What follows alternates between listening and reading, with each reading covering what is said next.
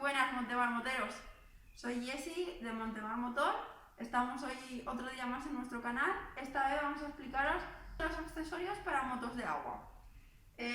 Vamos a ver la nevera Link y la vamos a montar sobre la RXP 300 RS del 2021. Esta moto ha salido nueva este año, con colores muy atractivos, una plataforma nueva, como las demás plataformas que veníamos viendo en los últimos 2 años, plataforma más amplia de baño, con un respaldo. Se puede instalar como accesorio también el asiento del copiloto, pero así sería para una plaza, donde está homologado para 2 con ese asiento de accesorio. Pues bien, vamos a montar la nevera. Esta es la nevera. Como veis, Link es un sistema que ha desarrollado BRP para Sea-Doo y para Can-Am, para todos sus vehículos, y es un anclaje inteligente y rápido de usar. Lo primero que debemos hacer en la moto de agua, veis estos 2 anclajes, hay que sacarlos hacia arriba.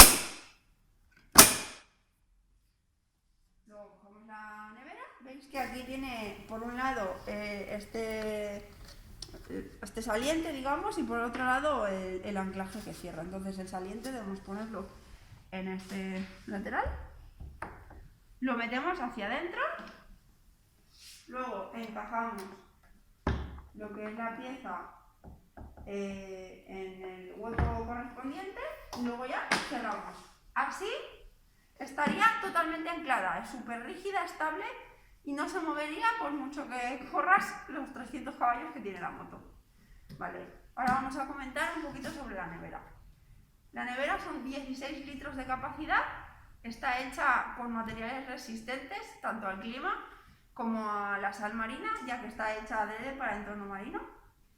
Tenemos el ancla para cerrar y luego unas cinchas aquí de goma. Así lo abriremos.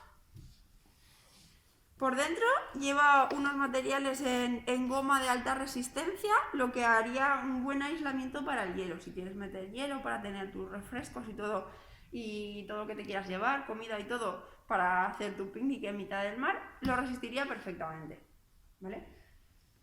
No se puede apilar encima los otros accesorios que tiene para las motos como accesorio anclaje Link, como son el depósito de combustible o la maleta, que hay una maleta pequeñita para poner. No se pueden apilar aquí, pero ahora veremos con el depósito que la maleta sí se puede apilar encima del depósito.